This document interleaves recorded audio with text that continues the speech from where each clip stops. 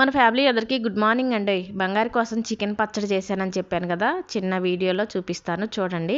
Chicken పచ్చడి అంటే కంపల్సరీగా బోన్లెస్ తెస్తారు షాపుల నుంచి అయితే నాన్న పొలం దగ్గర కోడిని కోసుకొచ్చాడు, అందుకని ఇక మొత్తం కలిపేసి చేస్తున్నాను. ముందుగా చికెన్ శుభ్రంగా కడిగేసి ఉప్పు పసుపు కొద్దిగా నీళ్లు పోసిన నీళ్లు పూర్తిగా ఇనికిపోయే వరకు కూడా కట్టెల పొయ్యి మీద ఇలా ఉడకబెట్టాను.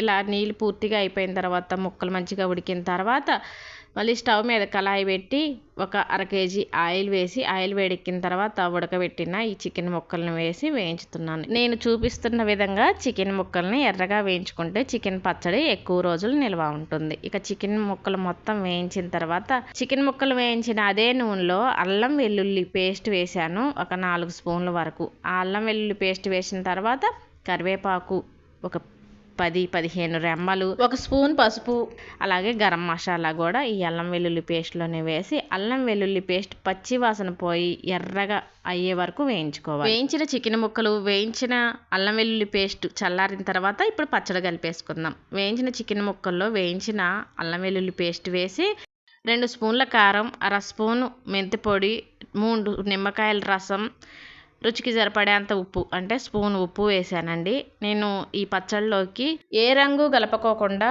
గుంటూరు ట్రూ చిల్లీస్ వారి కారపొడిని పచ్చళ్ళలోకి వాడుతున్నానండి. పచ్చడికి చాలా బాగుంటుంది. వీళ్ళ దగ్గర పచ్చళ్ళకి కూరల్లోకి సాంబార్ కారం ఇట్లా 3 రకాలుగా కారాలు వేరువేరుగా ఉన్నాయి. నేను వాడి చూశాను, చాలా బాగుంది. ఇక చికెన్ పచ్చడి రెడీ అయిపోయింది. నాన్నకు చూపిద్దాం ఎలా ఉందో చెప్తాడు. చికెన్ పచ్చడి ఇంతకుముందు చేసుకుని వాళ్ళైతే ఒకసారి ఇలా ట్రై చేసి చూడండి అబ్బా, ఎలా వచ్చిందని నాకు కామెంట్ కూడా పెట్టండి. ఈ వీడియో నచ్చితే లైక్ కొట్టండి. పచ్చడి అయితే టేస్ట్ సూపర్ ఉందబ్బా.